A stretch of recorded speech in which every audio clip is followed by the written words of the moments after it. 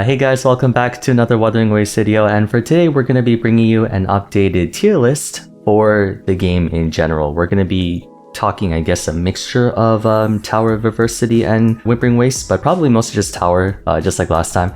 And I'm joined by Sweat again, who's here to fact check me on everything because I always say wrong things. I confirm this. Yes. So here we have the tiers. Once again, we have Tier 0, Instrumental to Endgame, Tier 1, Powerful Units Worth Building, Tier 2, Reliable Units Good in 1 or 2 parties, Tier 3, these are usable characters, like you could use them if you wanted to, but they're most definitely is a better option than them above. And then Tier 4, you just ignore them, kind of, yeah. Don't play them. Just so you guys know, we're going completely without a script. We haven't prepared for this video at all, and we're probably grading the characters at S0R1, I would assume, aka with like no sequence nodes and signature weapons, or their best installed 5-star. Yeah, pretty much. I assume. Okay. Like we're doing this vibes. We're vibing basically. And the S6 4-stars, I also assume. Yeah. Okay, sounds good. Let's go for it then. You don't have the rover elements here. Yeah, we don't have the elements here, so what I'm gonna do is one rover is Havoc Rover, and then the other rover is Spectral and Air Rover, because they're kind of the same. Like, Havoc Rover is attacker, and then Spectral Air Rover are like, support, the healer, secondary, they're tertiary. Well, let's do that, sure. So basically, Rover as a DPS and Rover as a support. Havoc Okay. Rover, I'm gonna probably put Tier 1. I don't think that they've been holding on as well compared to the increase in DPS characters throughout version 2. However, they still have the advantage of being free, and they still have the advantage of their main, I guess, team being perfectly cost effective in that there is no cost, you just have to get dungeons somehow. I know we talked about S4 or S6 for all 4-star characters, but even at base you could still get a pretty decent team going. It's worth building because, again, if you build Havoc Rover, you will eventually build Spectral and Air Rover as well. I would put Havoc Rover in Tier 3. Really? Yeah, let me explain the reasoning. Let me explain, okay? The Havoc niche has gone expanded like a lot since we last did the tier list. Back then, the strongest Havoc character was Camellya, and I think we had Roshia released at that point, who was her best in slot. Still is, by the way. And so, here's the thing. Camellya and Havoc Rover aren't too far behind in single target power when it comes to, like, Tower of Adversity. What I mean is, Havoc Rover isn't far behind from Camellya. Wuthering Waves, it is not even close. Havoc Rover is basically getting carried by either Roshia or Phrolova, or whoever else you decide to put them with.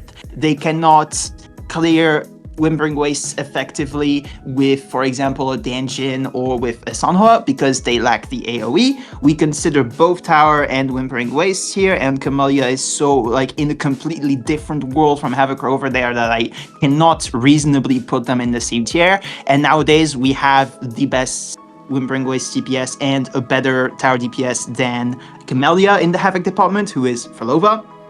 That's why nowadays I'm rather say Havoc Rover is outclassed. And again, it's not in the sense that they're bad, right? That's why we have that tier 3-4. They're not bad units. Havoc Rover is definitely more than usable in Tower. They can still clear the highest floors, but they're outclassed.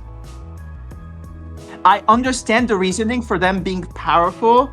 I wouldn't call them worth building anymore. That is a good point. I didn't know you were going to go straight for the throat on these characters.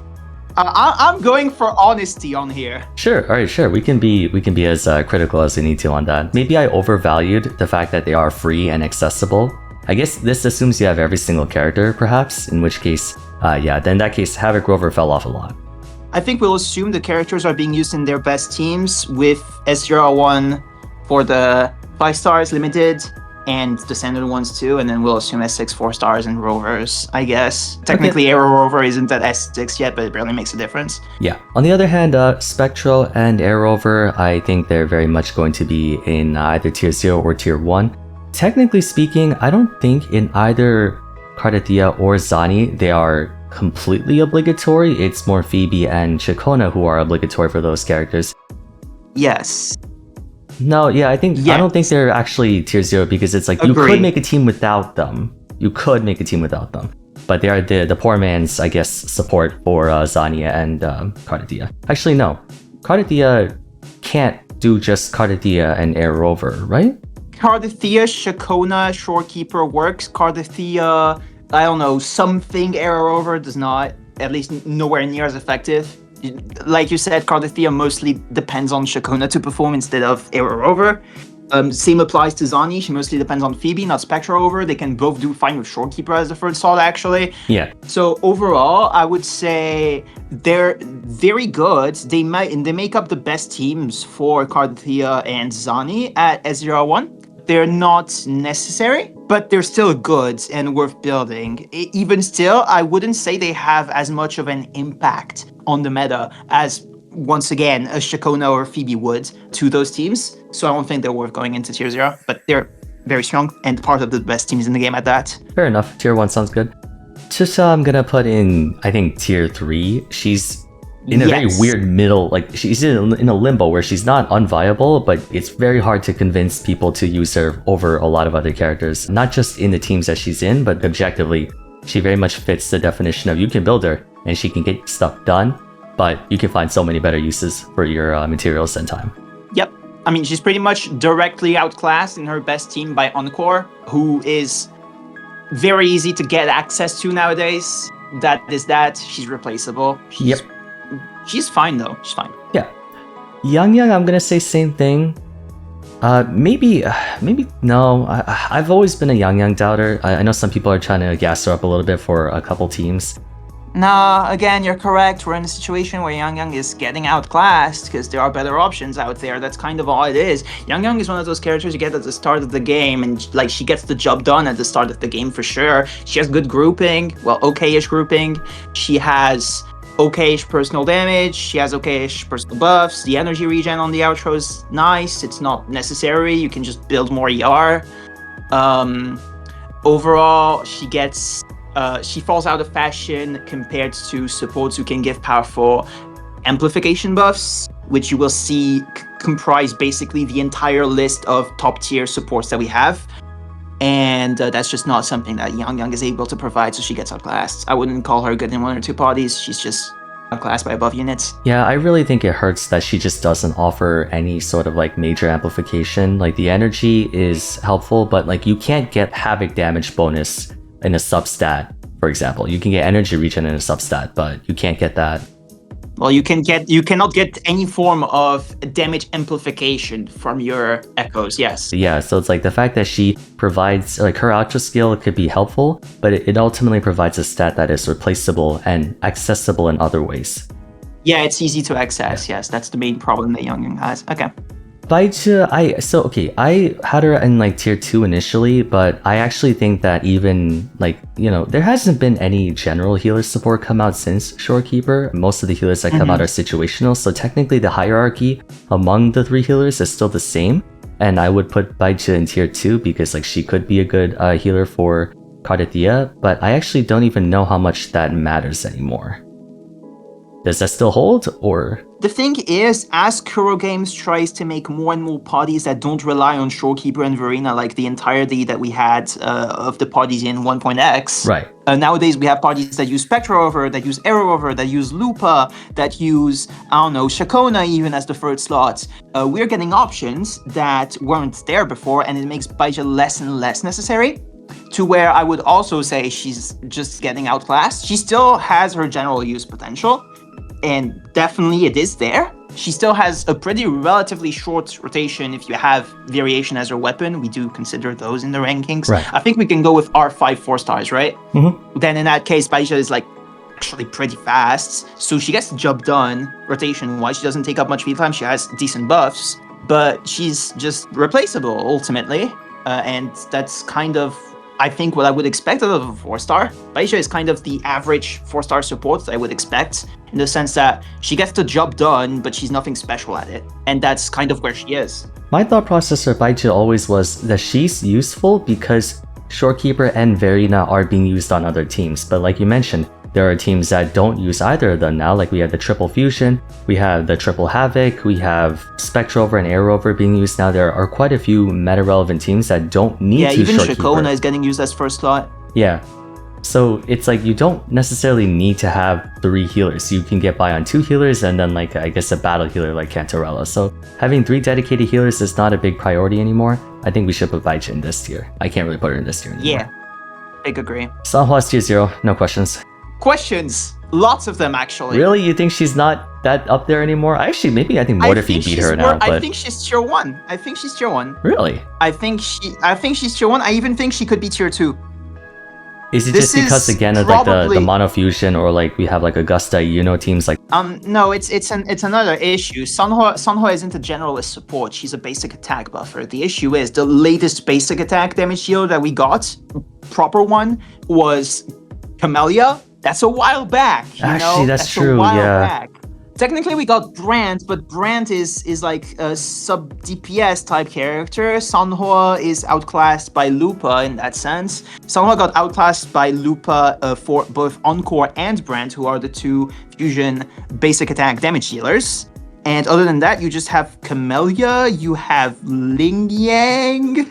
You know what I mean? Okay, you know what? You do bring up a good point because especially recently, none of these characters are basic attack adjacent. Like Galbrena's heavy attack, Augusta's heavy attack, Yuno is heavy. Liberation. Yes, she's liberation. Sorry. Yeah. Lupa's liberation. Godathea is aero erosion. Zani is spectral frazzle. Cantarella is skill. No, she's basic. My bad. She is basic, but she's not a main attacker. Yeah, you wouldn't be a primary. So actually, yeah, that's true. I don't know. It's like. But she has the benefit of being easy to use. Like she can come back anytime. But she's being just outclassed by Lupa now in fusion teams. So I don't know. Lupa is such a good unit. Sanhua is worse than Lupa for both Encore and Brand. I think a lot of people sleep on Lupa. Yeah, I agree with you on that, but we can talk about her later. In any case, I think Sanhua can hover in between tier 1 tier 2. When we get a good basic attack damage deal, she's gonna go right back up, but that's not the case in the current meta. Yeah, I would honestly put her tier 2. Alright, tier 2 it is. She's good in 1 or 2 parties. That's what she is. Yeah. Yonu, yeah, no questions asked. Taochi, no questions asked. Yeah, Danjin is... Okay, Danjin is... She's the free-to-play option. Danjin is... Yeah, she's an amazing free-to-play option for the recently released Phrolova, who is absolutely top tier of the meta right now. She's good in those parties. You can make an argument for tier 2. Yeah, you could. Roche is highly replaceable. Yes, she's replaceable, but I don't think we should just put any replaceable unit in tier 2. But she's replaceable by other replaceable units is the thing in the parties where she works best. Yeah, it's like a alt-side grade, yeah. Yeah, Danjin is in a position where she's replaceable for replaceable units, so it actually ends up working out for her. I don't know. I think tier 3 is fine. I think tier 2 is most accurate because we have Yang, Chisha, Baicha in there. Danjin is, to me, more valuable than them as a character. I think especially so too. at S6, which we're considering. I think so too, but just it feels so weird putting these 2 in the same tier. It's again the whole I can't believe you put X character in that tier. We're not in the basic attack meta anymore. We're not there anymore. That's a very good point. Well, we are, but there's Lupa for them, actually. Yeah. Anyway, Alto, yeah, he sucks. Poor guy. Mortefi is really strong. Mortefi got help. He got a lot of help with these 2. A lot of help. Yeah, he's getting a lot of songs with Galbrena in particular, Augusta, of course, as well, though Augusta has Yuno, who is significantly stronger. Mortefi, overall, I would say he's either like at the tippy top of tier 1 or like bottom of tier 0. There's Yuno who's outclassing him, essentially, is what's going on. Like in basically every team that's not Galbrena plus Lupa, where he has his unique use and he's really strong, but there he's outclassed by Brand. So I would say he's like tippy top of tier 1 type character. Okay. He's really strong in the current meta though, like really, really strong. Yeah, I think circumstances helped him out. He has some limited 5-star to outclass him, but he's really strong though. It's not by much that he's being outclassed either. Okay, fair enough. Encore, pretty safe tier 2. Yeah, I was looking at tier 2. I didn't think she's tier 1 or higher. I think, yeah, it's good. Verina, I have a mild hot take, and I guess it's probably the same train of thought we have with Baicha, is I actually don't think she's tier 0 anymore. I don't know. It could be a little harsh, because like, do we still need 2 healers?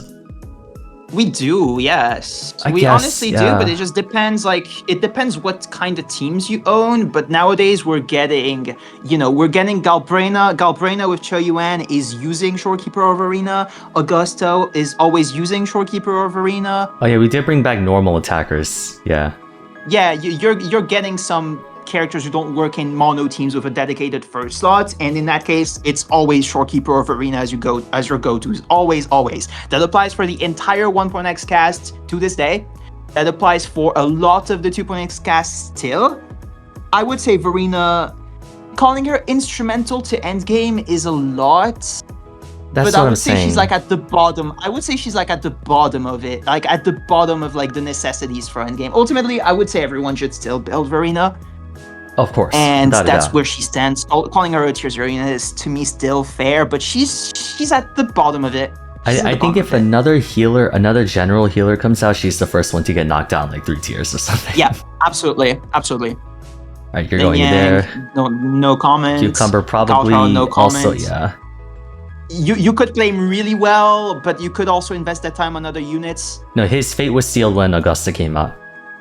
Yeah, it was. Jianxin's tough. Jianxin, It's tough. she's usable but outclassed nowadays. She has main DPS, and that's really strong. I think she can hang on a little bit. I almost want to put it here, but I think she's more valuable than the 5 that we've put in tier 4 without so far. question, because she's a secondary character, not a primary like these two. Or she actually offers more beneficial utility than these 3. So Yeah, she's actually really good with main DPS. It's one of the best low-cost teams in the game. I went to Lose made a video on that recently. Shoutouts to him. well, yeah, you guys also told me like when I was asking about teams, you said this is a worthwhile. He's one of the she's one of the really like strong buffers for main DPS, alongside Yinlin and Shakona, and that ends up working out for her because she's usable there, but she's getting outclassed by Yinlin and Shakona. I think tier 3 is the most accurate for her, but she's only there because of main DPS, and when that team falls out of fashion, and if we get no teams where Jianxin is good again, she's gonna go back down to tier 4. But right now she's good.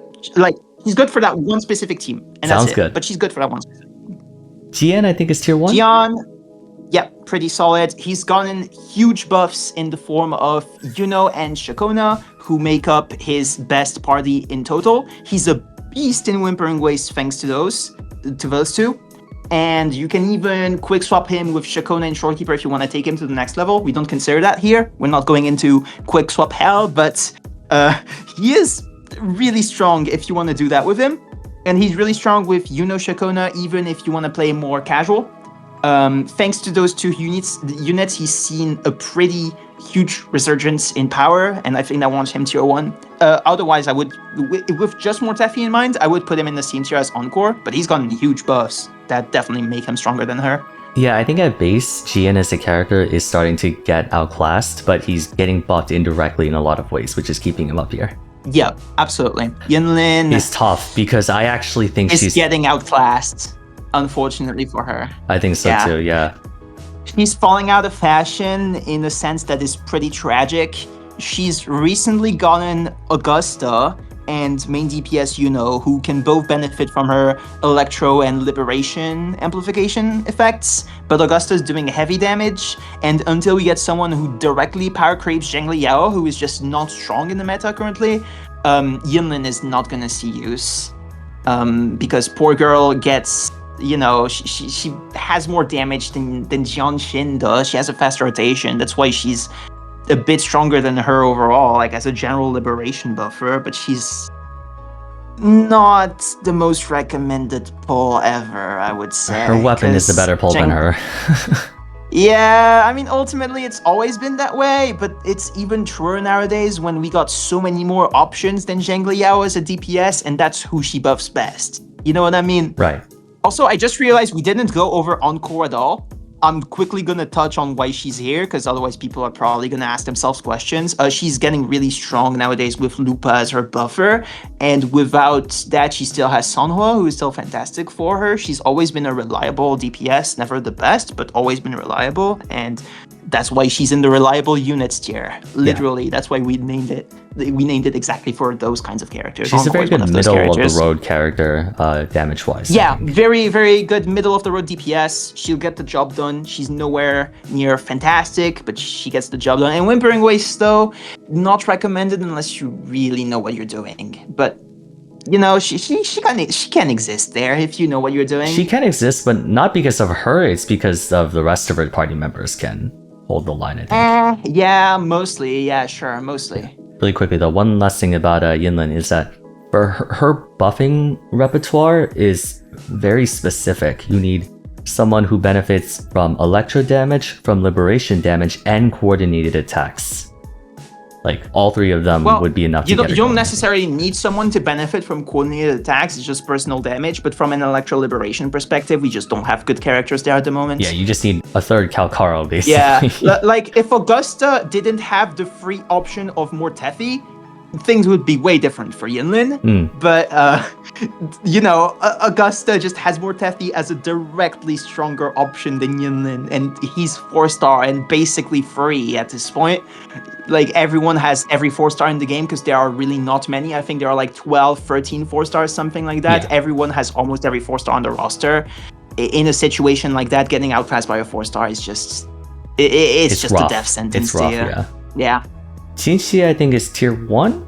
1 or 2. We are considering Whimpering Waves. She's tier 2. Yeah, she sucks in Whimpering Waves, I think. She takes too long to get her blasts out. Like, her AoE blast is really big. She's usable if you know what you're doing. But she's outclassed there for sure. There are many more better options than Jinhsi. She gets the job done if you know what you're doing with her in Wuwa. In TOA, she's always been the good old reliable dragon nuker, always. I would say she can even be like tier 1 if we consider TOA alone. Whimpering Waves is a factor, and she's not good there. Tier 2 is more accurate for her. I would say, however, she is pretty much stronger than Encore in all aspects. But just because a character is stronger than another in the same tier doesn't mean they belong in the tier above or below. It's a matter of power brackets, right? Yeah, we need a gradient. Like, tier lists, the problem with tier lists is that it would need to be a gradient, you know what I mean? Like, because this could be 2+ or 2-, right? It could be like the bottom tier, or like bottom of tier 2 or top of tier 2. It's like, we would have to order this, I guess. Definitely a top of tier 2 unit, definitely. Yeah, but this is chronological order. Same as Sanhua. So. Yeah, we have Jinhsi and Sanhua as the tier 2+ units, and Danjin and Encore as the tier 2-, I would say. But like, we don't do that officially. Though no one's gonna pay attention. They're gonna skip to the end of the comment section or at the end of the video and then flame us. You know, absolutely. Hey, if you made it here, say something about it in the comments. Yeah, if you guys made it this far, say pineapple in chat, please. Thank you. In chat, this isn't a live stream. I think with Jinhsi, if there just wasn't as big of a cooldown in between her explosions, then she could be a decent whimpering clearer. Because Wuwa is like wave based, so she can one-shot wave after wave after wave. That will work, but it just takes too long to get her going, I think, in between. Unless you know what you're doing, yeah. True, because you can just animation cancel your way to victory, but you gotta really know what you're doing. Yeah. And we don't consider that here. Okay, Changli, speaking of knowing what you're doing, definitely a tier 1 unit. Yeah. Definitely. But with a big asterisk. If you can use her in quick swap comps, you can basically use her almost anywhere. There are very few comps where I would say you don't want to use quick swap Changli.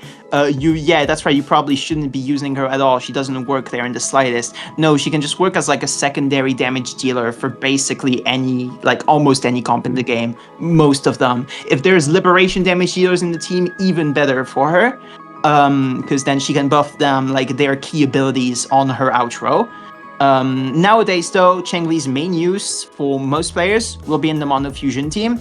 The issue is, we're gonna discuss Galbrina later. Changli is getting outclassed by Galbrina in the Mono Fusion team, unfortunately for her.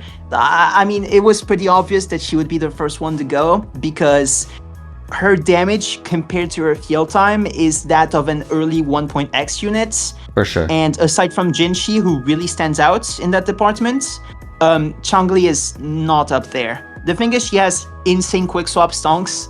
For that reason, she also is fantastic in Whimpering Waves. She has better AoE capabilities than Galbrina. We're considering that. I would say if you're looking at TOA alone, she could just be a high tier 2 now that Galbrina is released. with Wuthering Waves in mind, she's definitely solid in tier 1. She's still the best pick for Wuwa and the Monofusion team with Brand plus Lupa, who are high priority meta units as things stand. I just would say her biggest selling points are not needing her signature and being able to be used anywhere if you're a quick swap god. The thing is, we don't consider that. If we considered Changli in like the quick swap god role, she would probably be tier 0. But not the case here. I don't know if this is just like if this is like a wrong way of interpreting it, but I always thought of Changli as a Jinhsi who trades damage for the need to not be on field. It's because they both have 2 big explosion nukes. It's just that Jinhsi hits a little bit harder in exchange for having to be on field more often, and then Changli can switch in and do her big explosion nukes and get out. I mean, no, you can play Jinhsi like a quick swap demon too. It's just that they fill completely different niches of characters with the recent roster that came out. Changli now has the fusion team buffing her. Jinhsi has not gotten a better team since Verina in version 1.2. Very good point. Yeah, that's the main thing. That's the main thing hurting Jinhsi. She's just not been renewed like Changli has. And that's what's hurting her the most. Speaking of a character that hasn't been really renewed all that much, oh my god. I mean, Jianliao, I would even say he's tier 3. I would say putting him alongside Yinlin is fair at this point. I always consider Jianliao as like a lot of his merit came from the fact that he was free. That was like a lot of his merit. Yeah. He was, even when he came out, I wouldn't really consider him a top contender back when he came out in 1.2. We've come a long way since 1.2. It's also just the fact that in terms of like electro damage, not that like a certain element is all that important to have, like a very singular element, but I guess having Augusta to be just a much better unconditional attacker in that she's not subscribed to any kind of like mono team, it kind of just overrides Jianliao despite them not being the same attack type, heavy versus liberation. He was really dependent on the fact that he is basically a free character. Well, first of all, he's not free anymore, so anyone joining now, that's a detriment for him. I always thought of him as like around here, but then now it's just the recent 2x units are not very kind to him, like power-wise. The issue that I have with Jianliao nowadays is in today's meta, we're like even just looking at him outside of like Augusta just being better in every single way imaginable. Let's just take Jianliao in a vacuum and look at today's meta. Where nowadays, whether it's Wuthering Waves or TOA, in the meta where HP slowly but surely, it is pretty slow, but it is increasing. The HP pools of every enemy is increasing. It is slow, but it's happening. The more and more that happens, Wuthering Waves has been out for like, what, 1.5 years at this point? Yeah. The more and more that this happens, the more and more Jianliao falls down. The issue with Jianliao is that he has the lowest damage per rotation of any limited DPS in the game at S0R1 in his best team, with technically would be Changli, but we're considering Yinlin because no quick swap tomfoolery here. Jianliao Yinlin is the lowest damage per rotation limited team in the entire game, and in today's meta, this hurts him a lot. And that's why nowadays he's getting outclassed by a ton of DPS, whether it's Augusta directly in the Electro department or anyone ranked above in any other element, even Encore, and she's still permanently accessible in the permanent banner. That should say a lot, really. I think another dead giveaway is that like even among the 1x units, Jianliao just had much less firepower than that of, let's say, Jinhsi or I would say even Jiyan in certain instances. Yes, correct. Also Jiyan. If you're not the best in 1x, then when 2x comes around, obviously, yeah, you're going to be the first one to go. So I think a tier 3 is pretty appropriate for him. Alright, Zhezhe is a character I would have easily called tier 0 if she was, like, if we were doing this in, like, version 2.0, when Carlotta had just come out. Yeah. Nowadays, Zhezhe is used in 2 teams that are Carlotta and that are Jinhsi. And really? Carlotta so you consider is tier still... 2? No, tier 1, honestly. I was going there. The thing with Zhezhe is she only works in those 2 teams, but she is the best, bar none, in those 2 teams.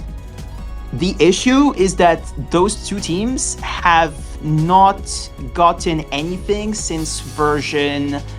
Technically, we can say 2.1 is when I think Empyrean Anthem came out, and that was Zhezhe's new best set. Oh no, Empyrean Anthem came out in 2.0. It came out with every single one of the...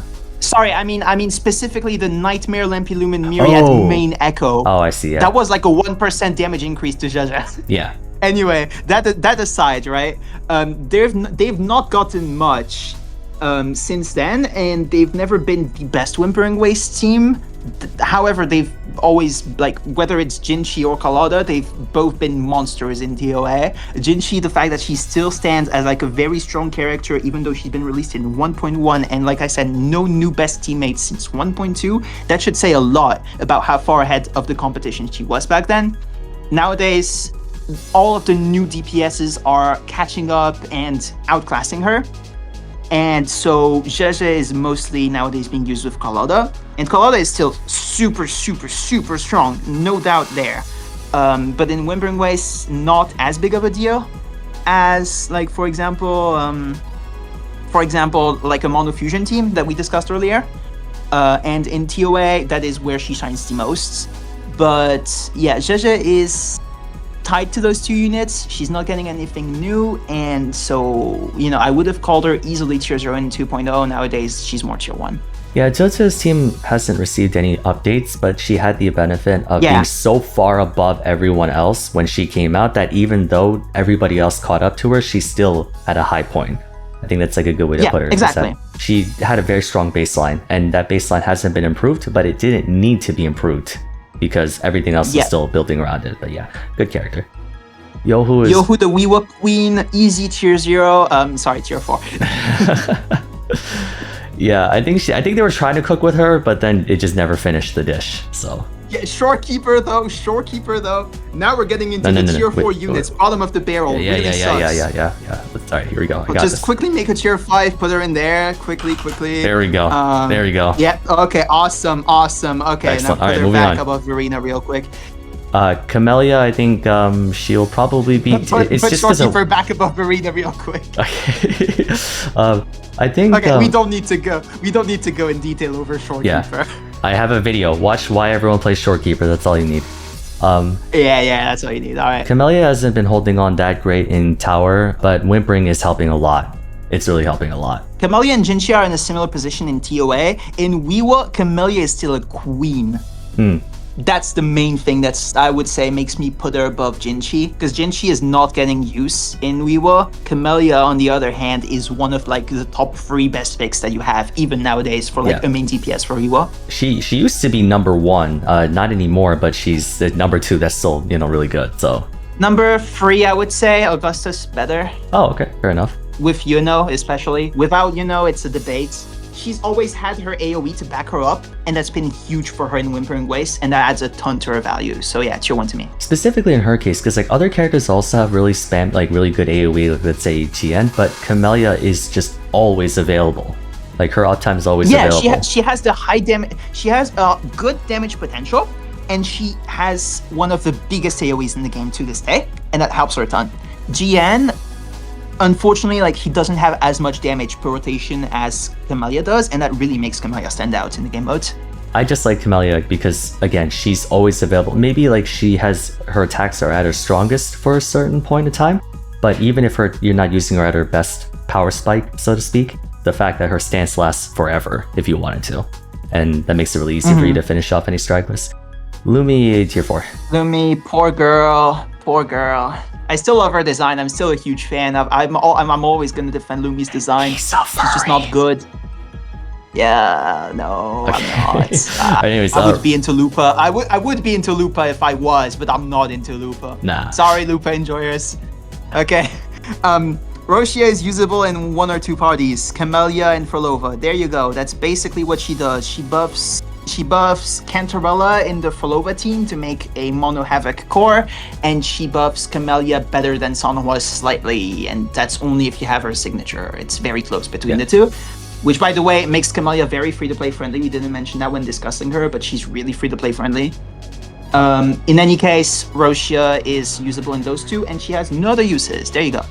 Pretty much, and also, even though she would have definitely been she would have gotten probably an extra point because she just ultra clears Wuwa. Wuwa has gotten more characters now, so it's not. And it's gotten more HP. It's gotten double the HP. Yeah, that too. So Rocha's low base damage doesn't really help out that much, I don't think. Yeah. Okay, Carlotta. I wouldn't call her instrumental to endgame in a meta where we consider Whimpering Waste. Good point. If we only considered TOA, easy tier 0, no questions asked. We consider Wuwa. Wuwa, she is usable. She is not the strongest by quite a bit. I would say she's like top maybe 6 or 7 best DPS that you can use in Wuwa, and that doesn't make her stand out much because there are a lot of better options. Camellya, for example, Jiyan, for example, all stronger than Carlotta and Wuwa. In TOA, she is still a queen, the easiest character to use by far. She has super consistent damage output, she can attack from very far away, and she's awesome at it. The main issue she faces in Wuwa is her damage is concentrated in a few key abilities that have some small cleave range, but you need to properly time your attacks, properly time your wave cleaves. You need to have a good sense of wave control and positioning. Yeah, because the auto-targeting can screw you over sometimes. Even still, she's not performing the best, even if you have those skill sets on your side. And she has long cooldowns. Carlotta is like top tier 1 to me because just of how goated she is in tower, but she's not tier 0. I wouldn't call her that. Yeah. Alright, Phoebe. Okay, we are powerful. considering whimpering. That's the problem. Like, I feel like she's tier 0 without whimpering, but with whimpering, I think maybe...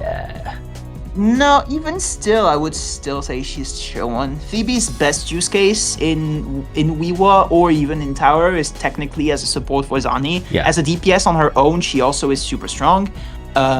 For TOA, for Wuwa, she's only usable if you have Shakona, and Shakona has much better teammates in the form of notably Jian in Wuwa, so she's very outclassed there. I would say as a DPS on her own, she's fine. She's not the strongest, but she gets the job done. Similar position to Jinhsi in TOA, which is really good, by the way. So that's where I place her.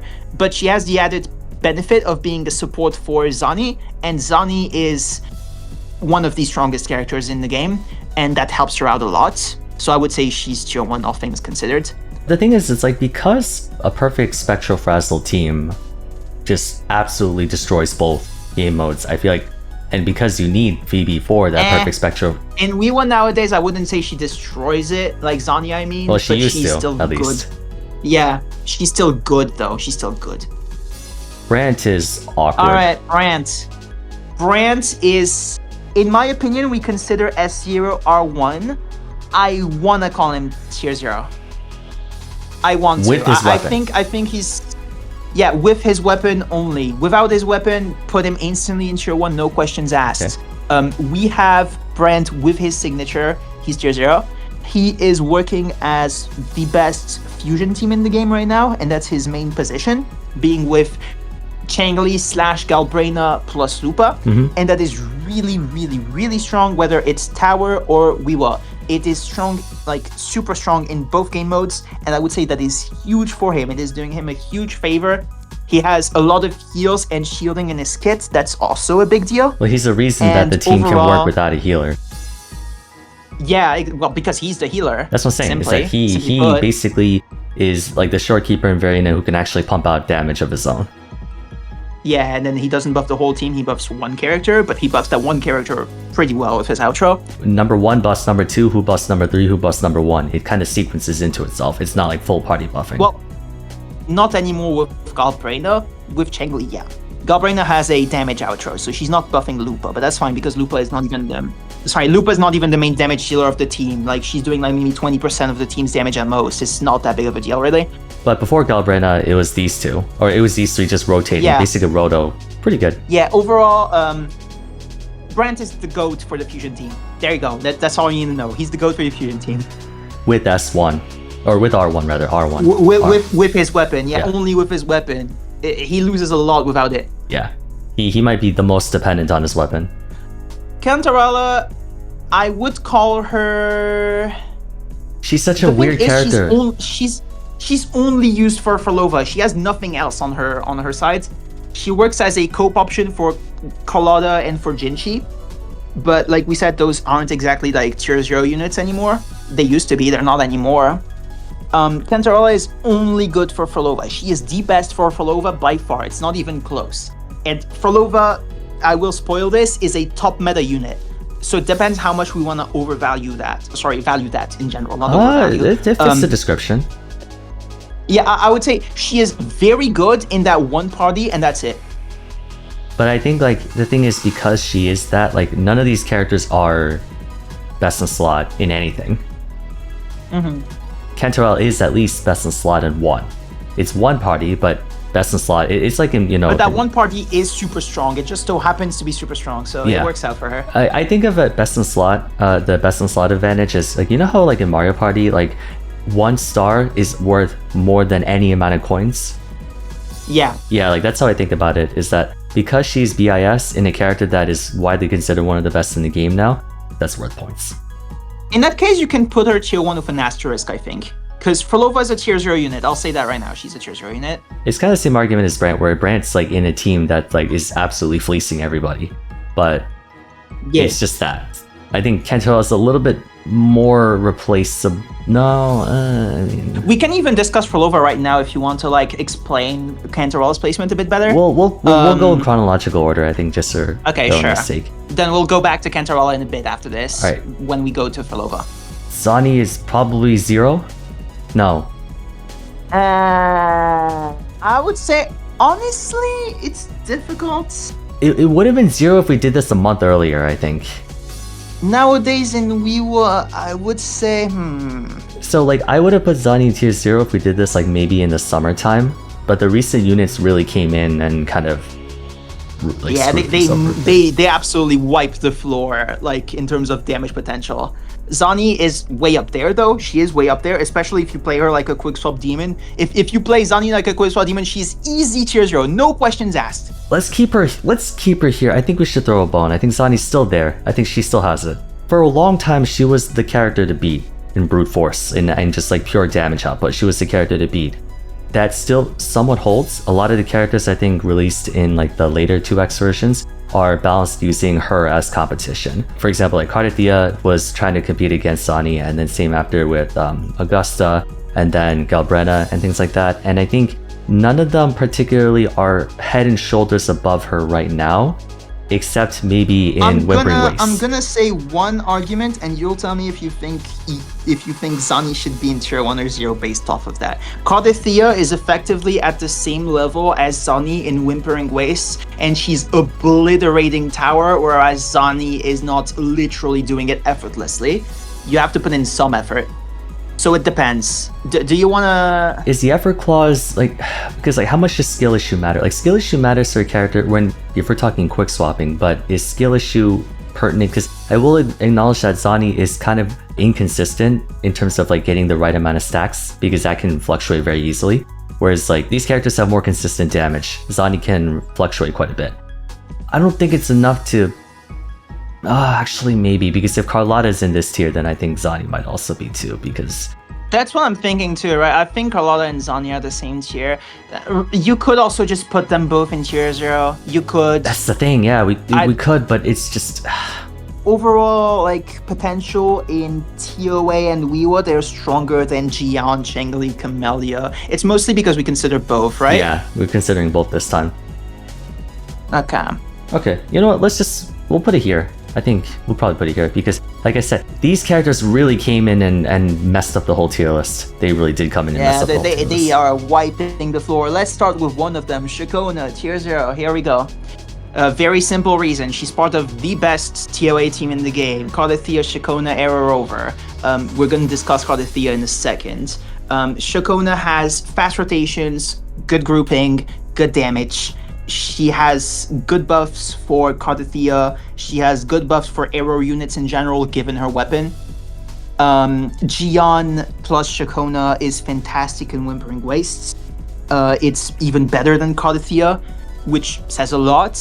And Cardathea herself is the best TOA unit in the game. So yeah, tier 0. Shakona is a shining example of a character where you had to check off 2 boxes to be in tier 0, and she does that very clearly. You have best in slot in one of the best teams in the game, and then you have best in slot in other options for different teams in the game. So I think that like party versatility helps out as well. So not just best in slot in like 2 teams, but Shakona can be best in slot in like 3 teams. 3 teams, and all 3 of those teams are like very high up there in one way or another. Yeah, Brand's also very good generalist option for like any skill damage dealer. We didn't talk about it, but... True. Anyway, Cardathea, best TOA unit in the game, bar none. Tier 0, there you go. Honestly, Cardathea needs no introduction. She's one of the most popular characters in Wuthering Waves, and for a good reason. She absolutely destroyed the bar for DPS after Zani came out. Then she came out right after. She destroyed everyone that like completely broke a new ceiling of damage at her release. Still holds true to this day. She's still the strongest, and that says a lot. In Wuthering Waves, she is very strong by virtue of simply having that super high damage alone. Even though technically she's not the most like AoE, like multi-wave centric specifically multi-wave centric character that we have. She has good AoE. She's not multi-wave centric. Yeah, but she one-taps everything anyway. Exactly, right? That's what I mean. She just broke the damage ceilings, and that earns her tier 0. Lupa as well. Here we go, tier 0 again. So Lupa, and I want to start. I actually want to start with her. So Yeah, many people for had a pretty negative impression of Lupa because Monofusion consists of characters that a lot of people actually skipped. Like a lot of people skipped Brant, and not many people cared too much about Changli except for the high sweats. So Lupa, by extension, people thought is like, oh, I don't have these characters, so why would I want her? But if you do have her, assuming you have every single character, then I think Monofusion was slept on a lot, just in general. Like this team is pretty cracked, and it also covers a lot of bases too. She's the glue, basically. She can function in some capacity by herself, but these two cannot function without her in the Monofusion team. Yes, and Lupa functions with completely free units. She functions with Encore plus Verina / Shorekeeper. She functions, if you want to take a singular unit, she functions with Brant, Lupa, Shorekeeper, Verina. She functions with Galbrena, Mortefi, Lupa. She functions with Galbrena, Brant, Lupa. She has so many teams now that the fusion archetype has been more expanded upon, with Galbrena's release in particular. Without Galbrena in mind, I would say she would be tier 1. Nowadays, she's getting a lot of uses in a lot of top teams. So, there you go. Simply very strong buffer for very strong teams. Let's move on to Phrolova. Phrolova is... I told a lot of people in the Phrolova video that you really need to appreciate the fact that she can do her entire rotation on field while you're playing a different character. That alone should just be a dead giveaway that this character was going to age very well, and she did, because she's instrumental, literally instrumental, no pun intended, to Wuthering Waves. And even just in general, I think even in Tower, people are overlooking the fact that, yeah, you could just have her attacking by herself while you're playing a different character in conjunction with her. Phrolova in Wuthering Waves is not just Cardathea in Tower. If we're gonna use a comparison from another game, she's basically what Miyabi did to like endgame content in Zenless Zone Zero. In other words, she completely destroyed the competition. Phrolova is in a league above even the top 2 best composition in Wuthering Waves, which would be Augusta, Yuno. She's like easily getting like double the points, or maybe like 1.75 times the points.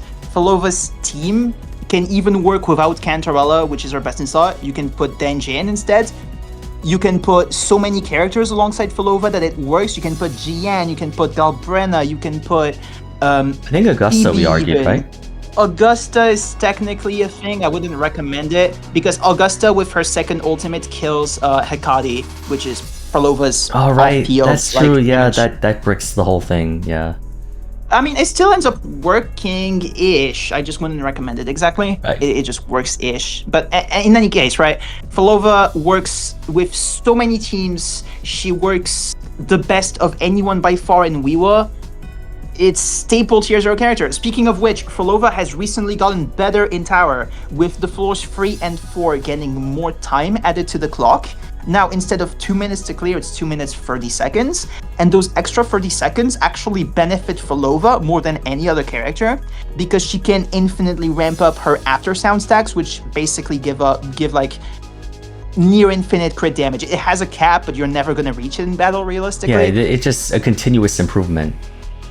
Yeah, the longer Phrolova lasts on field, the more she does damage, and she's just kept getting better and better and better and better. Cho Yuan is her new 3rd best in slot, by the way. She's her 3rd team best in slot because he buffs echo damage team-wide, and Hekadi's attacks are all echo damage.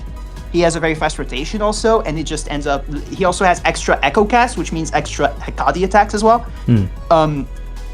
Phrolova just kept getting better and better and better since her release. It's actually insane. Overall, she's become like the staple of Wuthering Waves and one of the staples of Tower, and that just makes her T0 by far. I would say she is the most valuable pull for TOA and Wuthering Waves combined. When you account for both of them, she's the strongest. Like you said, she introduced an entire new level to like what DPS could do in Wuthering Waves. Well, in the sense that she just introduced an entire mechanic, attacking without having to be the main unit. Well, I mean, technically, she still eats up like 10 seconds of on-field time. She like, does, but what I'm saying is that like not a single unit that came up before had the ability to remain present on field and essentially be a continuous outro skill. Like, because like outro skill, yeah, the character stays on field. It does like one final parting shot before they swap out. Phrolova is literally doing half her damage when she's not even on field, yes. Phrolova's outro skill is like a 30-second, or it's like 30 attacks or some shit. It's like she doesn't just do one attack and leaves, she just continues attacking. I was pointing out like, oh, Lupa can do an extra attack without having to be on field. That's a big deal. And then right after her came a character whose entire kit is attacking without being on field. Yeah, like it's over half her damage. Literally, it's over half her damage. And she has strong on-field presence as well. When Phrolova is on field, she's doing damage, mind you. Didn't like Pride Wind put her at like tier 1.5 or something when she came out? Tier 1, because we didn't include her SIG. She actually has a big dependence on her SIG. Worth noting, by the way, it's like same level as Brand. Yeah. Just so you know. Worth mentioning. For Loba in specific, it matters quite a bit because her weapon is so good for her in specific. Though she still works just fine with String Master. Like in Wuthering Waves, she's still the best character. Like even if you don't have her SIG. Well, just but her in base Tower, kit, yeah. I would say definitely she wants it more. We consider SGR1, she's the most valuable pull in the game overall.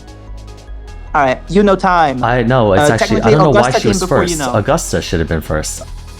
Augusta is also tier 0. Augusta is tier 0 again. She just murks everything. I just think the fact that she just has really high base damage and is compatible with a number of different characters in secondary. Like you could build her in a number of ways, and she just has really good general coverage because in her realm or like her attacks and stuff, they just have such big cleave radiuses or radii. Yeah, radii. That she can pretty much blow through all 3 endgame modes. I mean, people don't really consider hologram to be endgame because you clear it once and you're done. But Tower and Whimpering, she just brute forces her way through everything. She has like... she has too much damage. She has the raw power of Cardathia, but just more coverage than Cardathia. Yeah, I would say she's better in Wuthering Waves than Cardathia. That's what I meant. Like she has the raw power of Cardathia, but she has more coverage and area range, like attack range, than Cardathia does. True. Yeah, very true. And plus, she has the free-to-play teammate of Mortefi. Big deal. And then, of course, we have Yuno, her best in slot, also an easy tier 0. Yeah. Literally, we didn't cover the tier 0s until Shakona released, and then Shakona released, and now we have all the tier 0s there. So Yuno is essentially equivalent to Shakona in that she is best in slot for one of the best teams in the game, if not, like, you know, top 2, top 3, and whatnot. And she has alternatives you can play her with. Like, you can play her with Jian, you can play her with, wait, there's one more. Or you can play her by yourself. You can play her with Shakona as a main DPS, right? That's it. Yeah, you can also play her by yourself as well. Being the best option and then having options for other best options is also really good. Personal damage as a main DPS should not be understated. This girl is doing more damage than Jinhsi is. It's kind of insane. And in like a Jian Yuno team, she's doing the same, if not more damage than Jian is. The same. That should give you some perspective on how strong she is even as a secondary, and that she's doing as much damage as the main attacker. Also, she does most of her rotation in the air. Also, she restores HP and stamina for your party. That too. This girl has everything in one. The slight bit of recovery is also helpful. It has that brand connotation with it.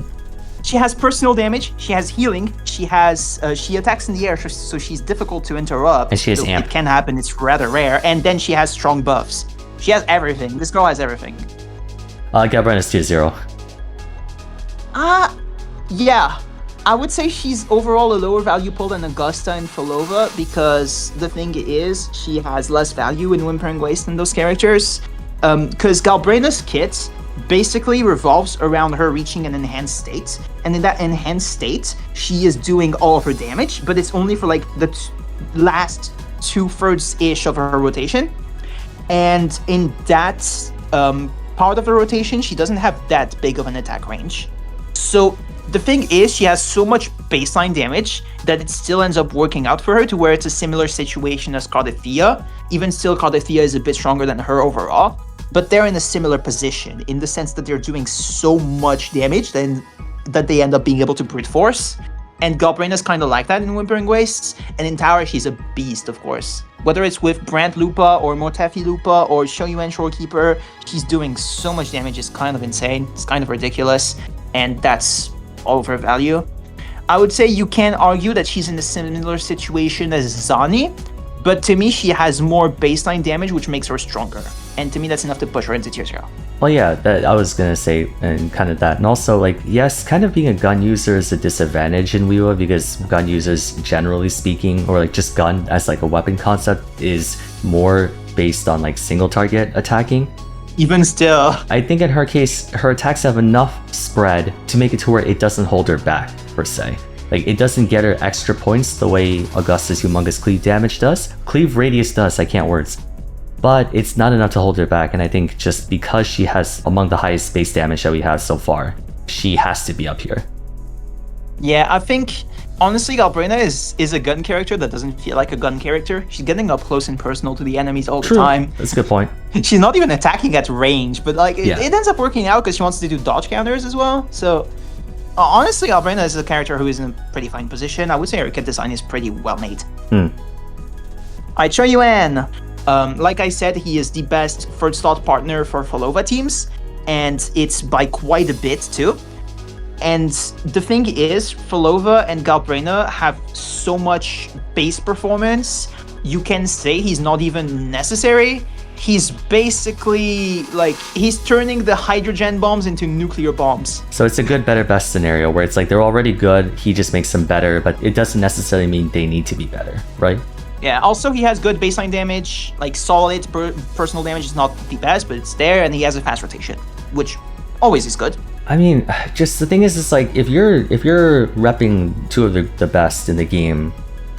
Yeah, he's buffing two of the best in the game. You know what? They're both tier 0. Put them in tier 0 as well. They're both tier 0. It's fair. It's fair. Though, something to note is Shoyuan's value is very niche because it's echo scale damage only. The second Phrolova, though it will happen in a while, so don't worry about that. But the second Phrolova and Galbrena go down in value makes Shoyuan a dead unit as well, essentially. Unless they continue maintaining the niche.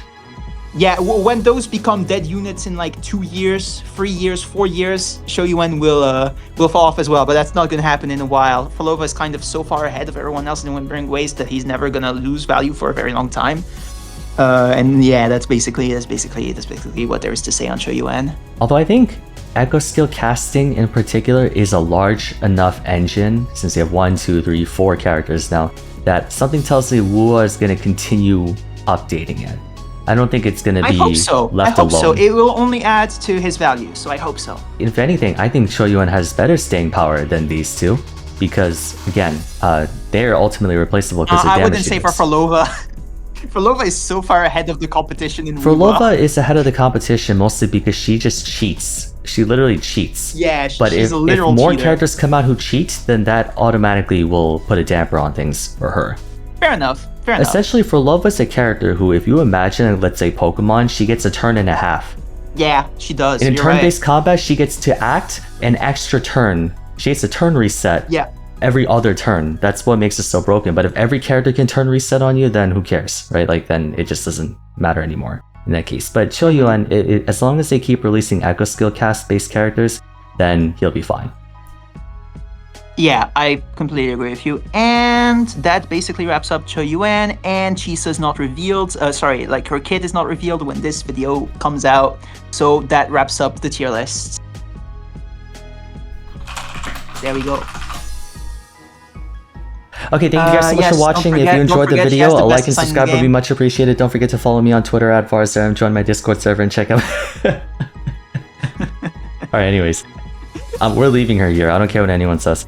Complete agree. Let us know in the comments down below if you guys have any comments, questions, concerns, disputes. If you want to say, I can't believe you put this character in that tier, go watch the video, please. We don't have time to argue. But anyways, if you enjoyed the video, for real this time, like and subscribe would be much appreciated. Don't forget to follow me on Twitter at Varzaram. Slut doesn't have a Twitter because he actually has IQ. Join my Discord server and check out check out our weapon tier list video if you haven't yet. We made that a couple weeks ago. But till next time, thanks so much for watching, and we look forward to seeing you again soon. Probably we'll do another tier list video in 3.0. Maybe. Bye. Bye.